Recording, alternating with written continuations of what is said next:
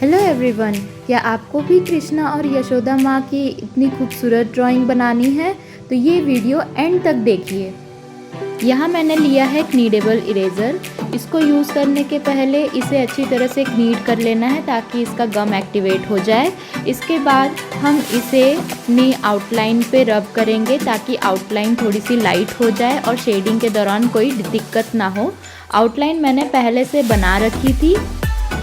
इस तरह की फुल ड्राइंग ट्यूटोरियल्स देखने के लिए मेरा चैनल आर्ट बाय भूमिका सब्सक्राइब करें और बेल आइकन पर क्लिक करें ताकि कोई भी वीडियो मिस ना हो। तो चलिए हम अपनी ड्राइंग शुरू करते हैं। अब मेरी आउटलाइन लाइट हो चुकी है और अब हम स्केच करना स्टार्ट करेंगे। तो मैंने स्टार्ट किया आई से। ये ली है मैंने चारकोल पेंसिल। ये पेंसिल सॉफ्ट वर्जन वाली है, सॉफ्ट चारकोल पेंसिल है। चारकोल पेंसिल में 3 टाइप्स आते हैं, सॉफ्ट, मीडियम और हार्ड। मैंने ये सॉफ्ट चारकोल पेंसिल ली है। इसका टिप थोड़ा सा शार्प रखा है, थोड़ा सा ब्लंट रखा है ताकि मैं आगे प्यूपिल को फिल कर सकूं। ये मैं यूज़ कर रही हूँ ग्रे चारकोल, जिससे मैं डार्क एरिया का बेस तैयार कर रही हूँ। अब मैं इसे ब्लेंड करूँगी ब्रश से। ब्रश से काफ़ी सॉफ्ट ब्लेंडिंग होती है, काफ़ी सॉफ्ट शेडिंग होती है। ये एक्रिलिक पेंटिंग ब्रश है, सबसे पतला वाला 0 नंबर ब्रश है ये। अमेज़ॉन, फ्लिपकार्ट पे ये बहुत इजीली अवेलेबल है।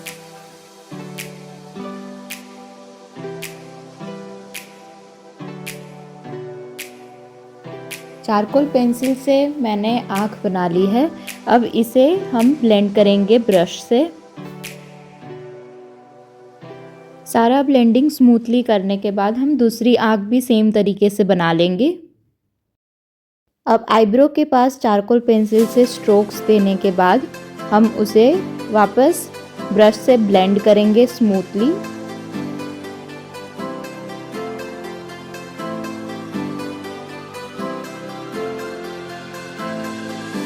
और सेम प्रोसेस से हम सेकंड आईब्रो भी बना लेंगे।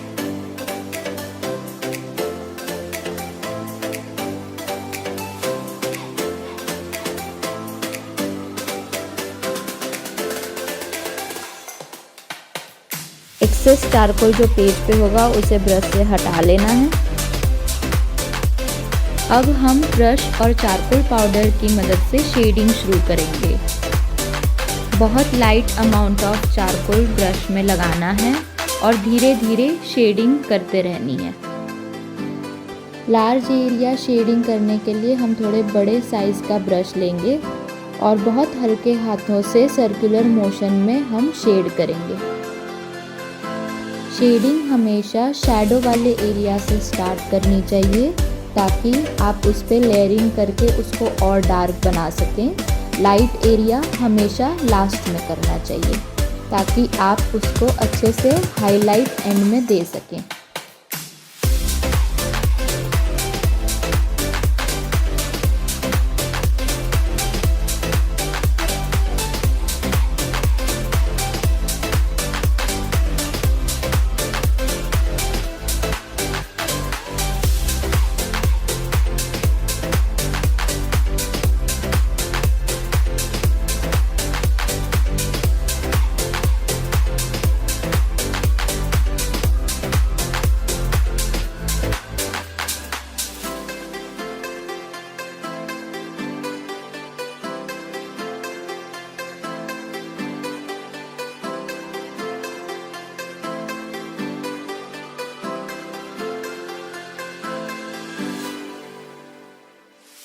अब हम नोज़ को शेड करने के लिए एक पतला ब्रश लेंगे जिससे हम नोज़ के मसल लाइंस डिफ़ाइन कर सकें, बना सकें। पतला ब्रश इसलिए क्योंकि मसल लाइंस काफ़ी पतली और माइन्यूट होती है, तो मोटे ब्रश से वो हो नहीं पाएगी, वो बिगड़ जाएगी। इसलिए हम पतले ब्रश से नोज़ को बनाएंगे। सेम तरीके से हमें लिप्स भी बनाना है क्योंकि लिप्स भी बहुत कम एरिया में होता है, उसके लिए भी पतला ब्रश ही यूज़ करना है। नेक्स्ट स्टेप में हम फेस को शेड करेंगे और उसके लिए हम थोड़ा सा बड़ा वाला मोटा वाला ब्रश लेंगे और इसको बिल्कुल हल्के हाथों से चारकोल पाउडर लेके हम शेड करेंगे। चारकोल पाउडर बहुत कम लेना है, बहुत मिनिमम लेना है और हल्का हल्का शेडिंग करना है।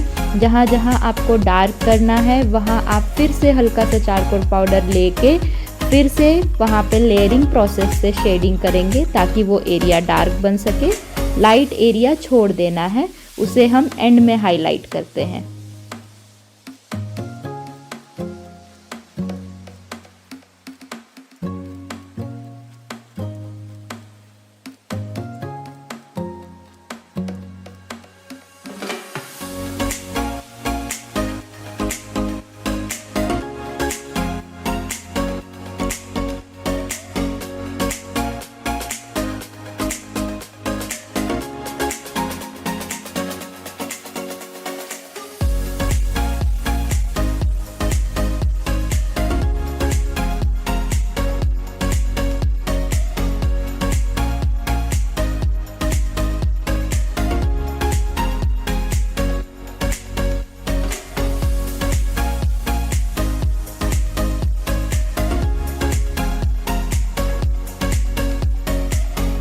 हमेशा डार्कर साइड पहले शेड करना होता है जहाँ पे शैडो बनी होती है, ताकि उसको आप लेयरिंग प्रोसेस से आगे और डार्क और डिफाइंड और डेप्थ दे सकें।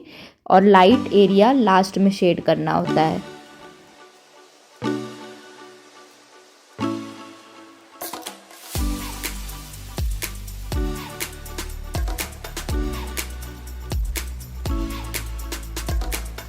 इस तरह बिल्कुल हल्के हाथों से शेडिंग करनी होती है, बिल्कुल दबा के नहीं करना है। बहुत सॉफ्टली एंड सर्कुलर मोशन में ब्रश घुमाना है ताकि पेज पे डार्क पैचेस ना रह जाएं।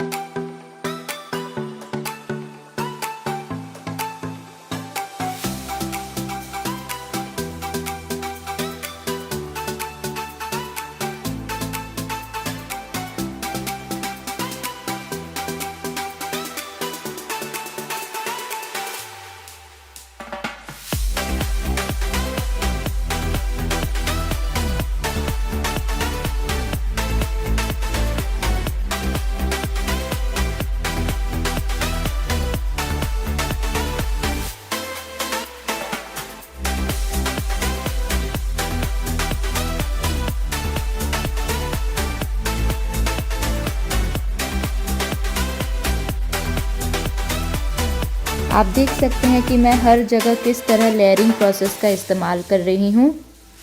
पहले एक लेयर से बेस तैयार कर रही हूँ, फिर कहीं से मुझे डार्क करना है तो फिर से मैं सेम प्रोसेस दोहरा रही हूँ।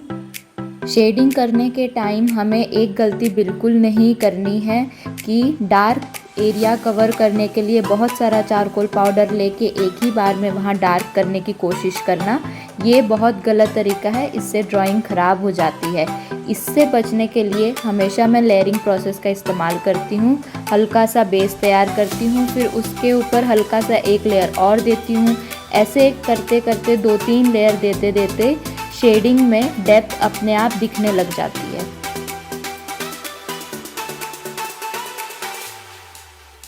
अब हम थिन ब्रश से हल्का हल्का डेफिनेशन देंगे, डिटेल्स को हाईलाइट करेंगे। जहाँ जहाँ डिटेल्स है, जहाँ जहाँ अलग अलग जगह शेडिंग है थोड़ी थोड़ी, उसे हम थिन ब्रश से, पतले वाले ब्रश से चारकोल पाउडर की मदद से करेंगे।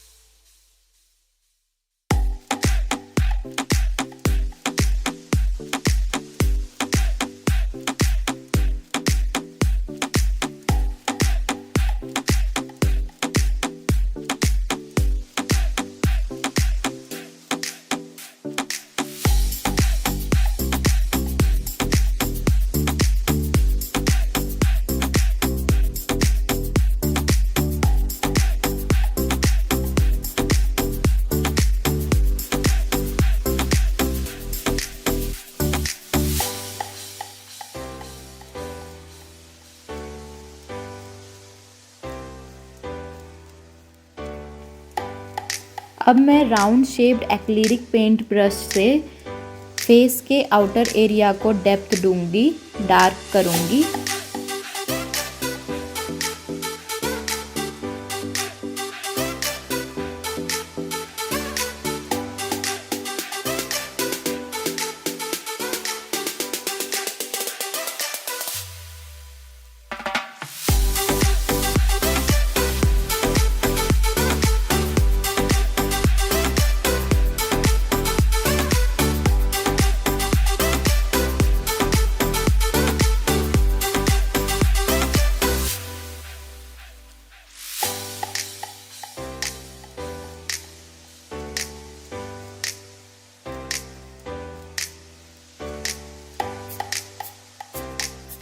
जो भी स्टेप से हमने कान्हा जी की फेस की ड्राइंग की है, वही सेम स्टेप से हम यशोदा मैया की भी ड्राइंग करेंगे।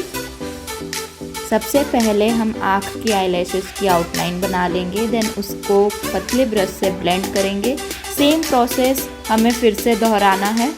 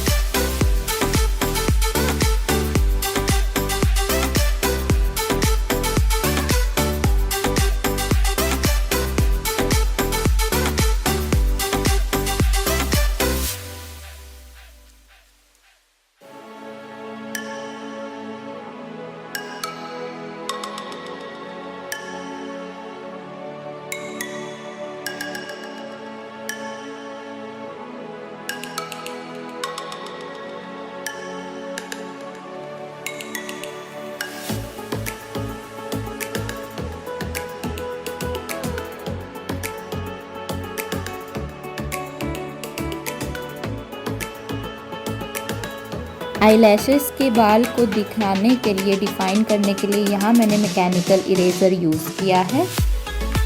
इस इरेज़र से मैं हल्के हल्के स्ट्रोक्स आईलैशेस पे दूंगी ताकि आईलैशेस के बाल हाईलाइट हो सकें।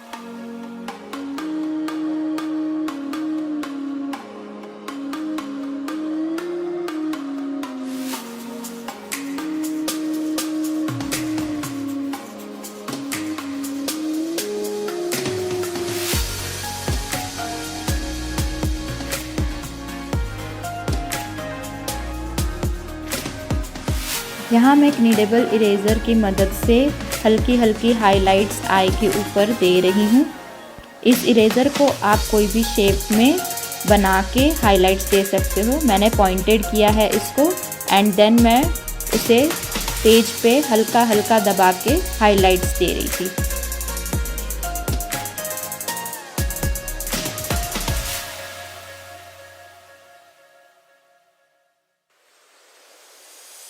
Sometimes there's no one else who loves me like you used to. Sometimes we're not ourselves, there's no one I can turn to. And I know all the feelings that we shared are in the past. And I know your relationships are never meant to last.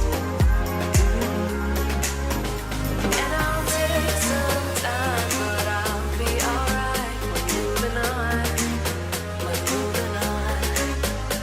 I know time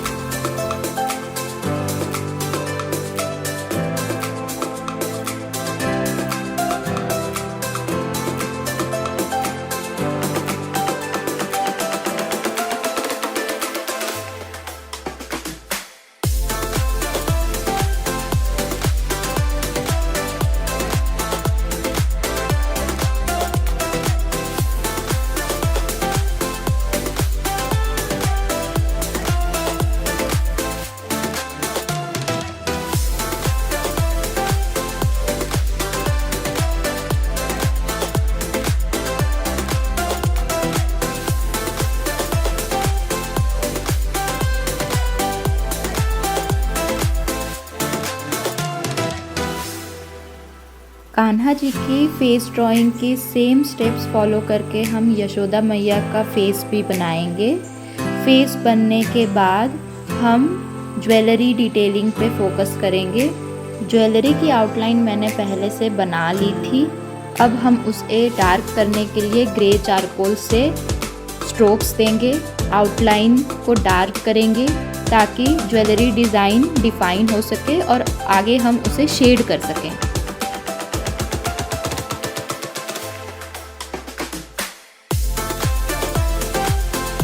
यहाँ मैं rubber pencil का use करके hair में highlights create कर रही हूँ। आप इसके जगह मैकेनिकल इरेज़र या नॉर्मल इरेज़र भी यूज़ कर सकते हैं।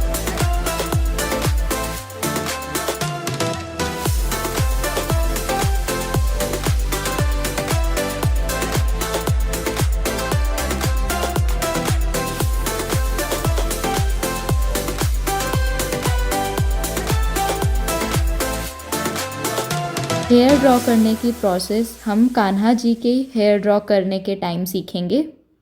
अब हेयर स्पॉन्ज की मदद से मैं हेयर पे एक्सेस चारकोल जो है उससे मैं ब्लेंड करूँगी।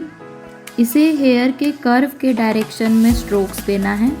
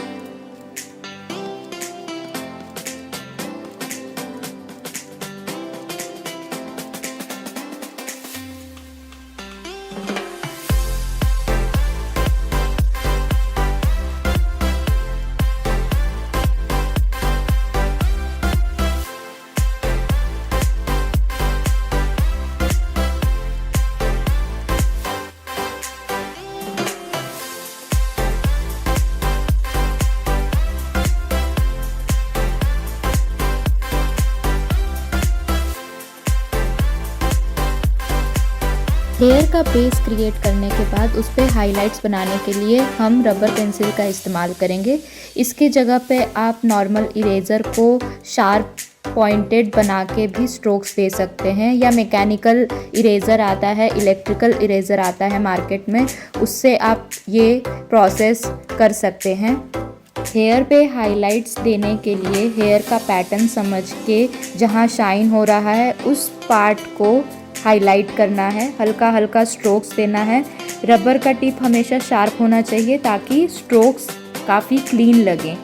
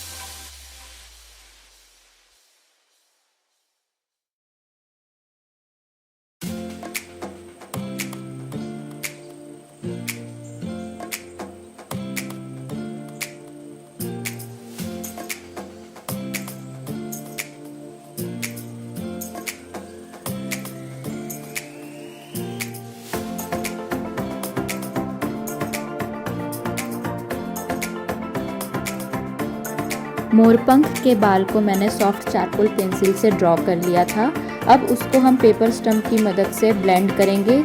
हेयर के डायरेक्शन में ही स्ट्रोक्स देंगे ताकि ड्राइंग मेसी ना हो, पंख मेसी ना बने।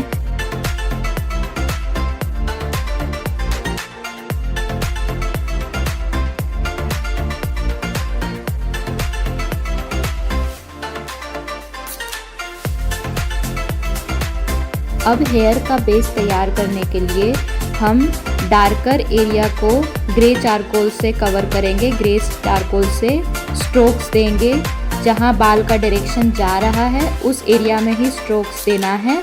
ताकि ड्राइंग मेसी ना बने। जहाँ हमें आगे जाके हाइलाइट्स देना है, शाइन दिखाना है, वो एरिया पे चारकोल पेंसिल से स्ट्रोक नहीं देना है, उसे छोड़ देना है।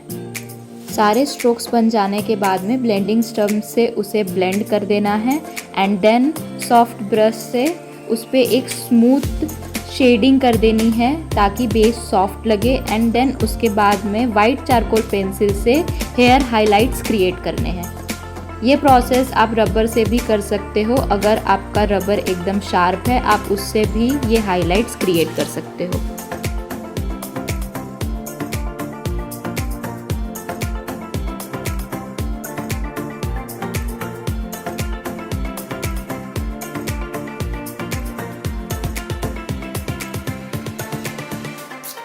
अब हम ब्लेंडिंग स्टम्प से ज्वेलरी डिटेल्स को डार्क करेंगे। ब्लेंडिंग स्टम्प में हल्का सा चारकोल लगाना है, उसे टैप कर देना है ताकि उस पर एक्सेस चारकोल, ज़्यादा चारकोल ना लगा हो। अब ज्वेलरी डिज़ाइंस पे ब्लेंडिंग स्टम्प से हल्का हल्का स्ट्रोक्स देना है।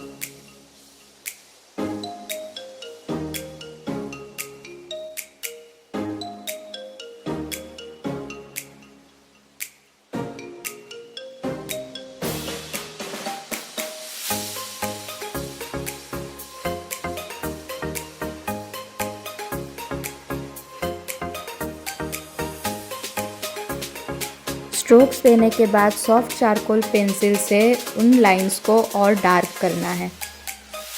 इससे ज्वेलरी डिज़ाइंस में और डेफिनेशन आ जाएगा।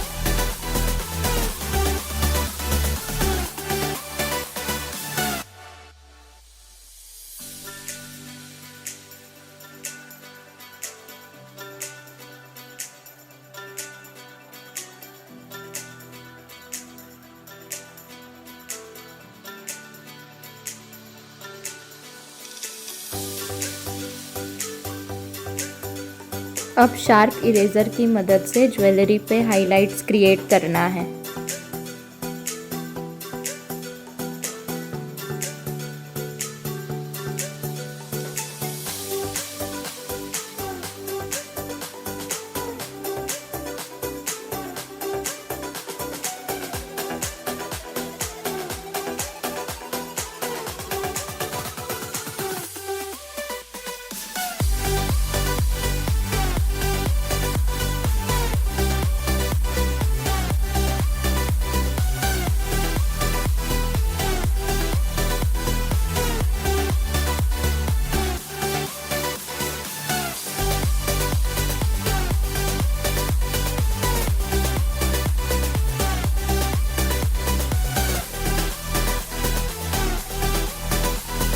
फेस के नीचे का डार्क शेडो ड्रॉ करने के लिए पहले ग्रे चारकोल से डार्क एरिया क्रिएट करना है, ड्रॉ करना है।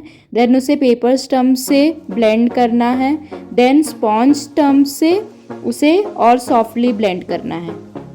चारकोल पेंसिल से डार्क एरिया कवर करने के टाइम पे ये ध्यान रखना है कि आप फेस के पास ना ड्रॉ करें, वहाँ पे थोड़ी सी लाइन छोड़ दें ताकि ब्लेंडिंग के टाइम पे जो चारकोल फैलता है वो फेस के ऊपर नहीं जाएगा, वो थोड़ा एरिया जो आपने छोड़ा है उसमें जाएगा एंड वो हम एंड में कवर कर लेंगे।